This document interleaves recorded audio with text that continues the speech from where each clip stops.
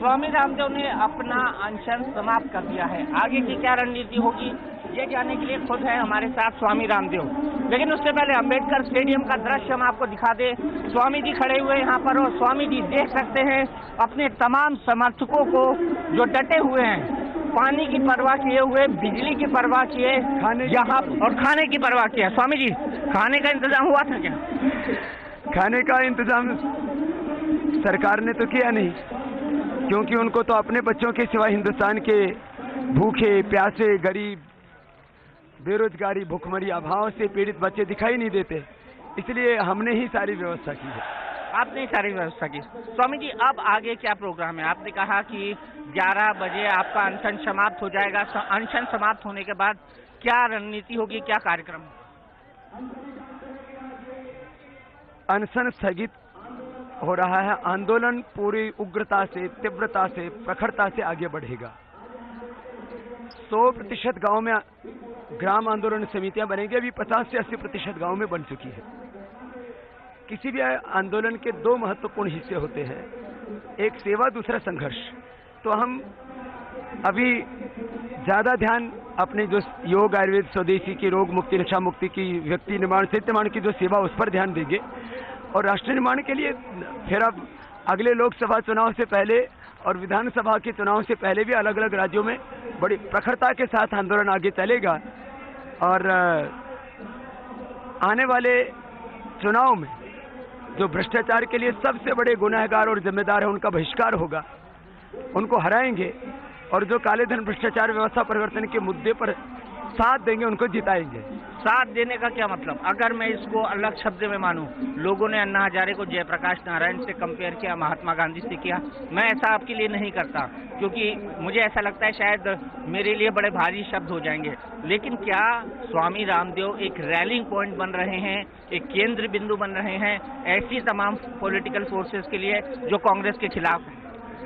देखो दीपक भाई, आपने देखा इस आंदोलन के दौरान समाजवादी पार्टी, बहुजन समाजवादी पार्टी, नवीन पटनायक जी, चंद्रबाबू नायडू जी, आदरणीय शरद यादव जी, नीतीश जी, गडकरी जी, पूरी बीजेपी, और अपने बाला साहब ठाकरे साहब, प्रकाश अंबेडकर, जितने भी ए.बी. वर्धन, सारी पॉलिटिकल फोर्सेज यूनाइटेड दिखी आपको। और काले धन के मुद्दे पर यदि संसद में वोटिंग हो जाती तो ताश के पत्तों की तरह सरकार उठ जाती। मीन्स हमारा काम गैर राजनीतिक है, हमारा कोई राजनीतिक एजेंडा नहीं है, लेकिन नैतिक धरातल पर रह करके सामाजिक, सांस्कृतिक, आर्थिक और राजनीतिक बदलाव के लिए काम करना। क्योंकि किसी आंदोलन के लिए 3 चरण होते हैं। एक जनजागरण, वो बहुत मात्रा में हुआ है, आप जानते हो, आप तो खुद मेरे साथ रहे हो यात्राओं में। दूसरा सत्ता का और व्यवस्था का चरित्र बदलना। तो ये अगले आंदोलन के चरण होंगे। स्वामी जी, आपने खुद ने वोटिंग की बात कही, वर्धन साहब का लेटर दिखाया, शिरोमणि अकाली दल, बीजेपी, तमाम पॉलिटिकल पार्टी, जनता पार्टी। तो क्यों ऐसा ना हो कि काले धन के मुद्दे पर कोई ऐसी पार्टी जो आपकी सहयोगी हो वो प्रस्ताव लाए संसद में, और संसद में वोटिंग के हिसाब से, क्योंकि जो भी सरकार इतराती है वो बहुमत के आंकड़े पर इतराती है, नो कॉन्फिडेंस मोशन ले आया जाए तमाम सहयोगियों पार्टी की मदद से और सरकार के लिए एम्बेरेसिंग सिचुएशन पैदा की जाए। ये जो है ये भी आगे संभव हो सकेगा। और ये सरकार संसद में जवाब नहीं दे पाई, संसद स्थगित करनी पड़ी, सड़कों पर जवाब नहीं दे पा रही है, जनता को जवाब नहीं दे पा रही है। दलितों के, वाल्मीकियों के, वनवासियों के, जो गरीब पिछड़ा वर्ग है, उनके वोटों के ऊपर ये याद कर रहे थे। मैं बता रहा हूँ, मैं तो उसी पिछड़े वर्ग से हूँ, सामान्य परिवार से, अनपढ़ माँ बाप के घर में, गांव की धूल भरी गलियों में खेला हूँ। मैं अब सबको बताऊंगा कि इसी हिंदुस्तान में दलित हैं, वाल्मीकि, वनवासी, आदिवासी, मुस्लिम, ये सब गरीब हैं। तो इनको गरीब बनाया इस कांग्रेस ने, क्योंकि इन्होंने देश को लूटा है। ये ना लूटते तो हिंदुस्तान में कोई गरीब नहीं होता। हम गरीब अपने जाति वर्ग मजहब से नहीं है। तो ये गरीबी, ये भूख, ये बेरोजगारी, ये सब के सब जो है इस कांग्रेस की देन है। ये कांग्रेस ठीक नीतियां बनाती तो महंगाई, बेरोजगारी, गरीबी, भूख, अभाव से मुक्त इतना उन्नत भारत हो कि पूरी दुनिया में सबसे ऊंचे स्थान पर। मैंने मानी आपकी बात, लेकिन बाबा रामदेव जी, आपने पहले ही दिन मन से कहा था कि राहुल गांधी जी का स्वागत है, माता सोनिया गांधी जी का स्वागत है, लेकिन 6 दिन बाद आप एकाएक दिन कह रहे हैं सभी चीजों के लिए जिम्मेदार वो हैं, ये हालात क्यों बदले? 5 दिन का वक्त दिया उनको, और 5 दिन के वक्त के बाद भी उनको रामलीला मैदान से लेकर के पूरे हिंदुस्तान की आवाज सुनाई नहीं देती, सभी पॉलिटिकल पार्टियों की आवाज सुनाई नहीं देती। इसका मतलब उनमें असंवेदनशीलता, अगंभीरता तो है ही ना। और ये आपकी सोची समझी रणनीति थी कि आप उनको मंच पर बुलाएं, और आपको पता था वो नहीं आएंगे। मंच पर बुलाने का प्रश्न नहीं, मैं तो कहा ना, वो किसी पब्लिक मंच से भी बोलते। हमने तो योगेश्वर भगवान श्री कृष्ण की तरह उनको अपना आदर्श मान करके कि भाई कौरव पांडवों में युद्ध नहीं होना चाहिए, 100 गांव दे दो इनको पांडवों को जीने के लिए। बोले नहीं, बोले 5 दे दो। तो कौरव कहते हैं सुचग्रम अपने दास्यामी बिना युद्धेन केशव। तो ये तो कुछ भी देने के लिए देश को तैयार नहीं, न लोकपाल देने के लिए तैयार है, न सीबीआई को स्वायत्त करने के लिए तैयार है, न भ्रष्टाचार मिटाने के लिए तैयार है, न काला धन देने के लिए तैयार है।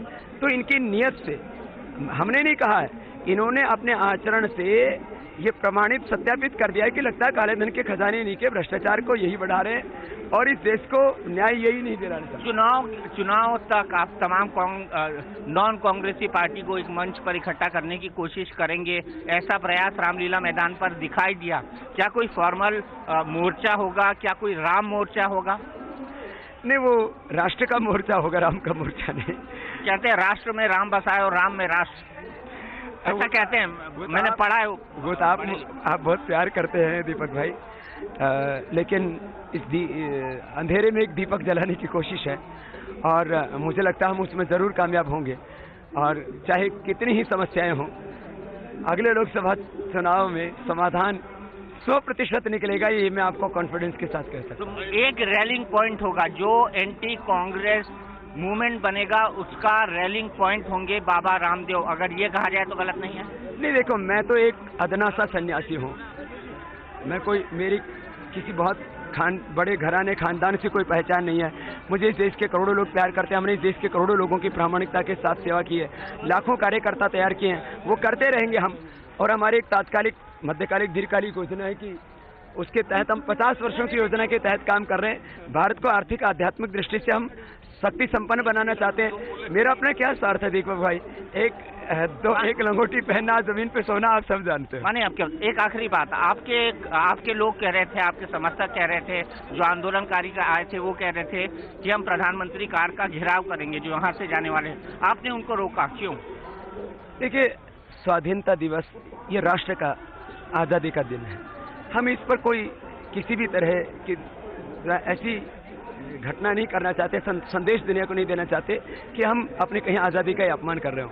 तो लोगों में जोश और जुनून, प्रधानमंत्री सुन ही नहीं रहे, इतने असंवेदनशील हो गए हैं, अपनी व्यक्तिगत ईमानदारी को राजनीतिक ईमानदारी में तब्दील नहीं कर पा रहे।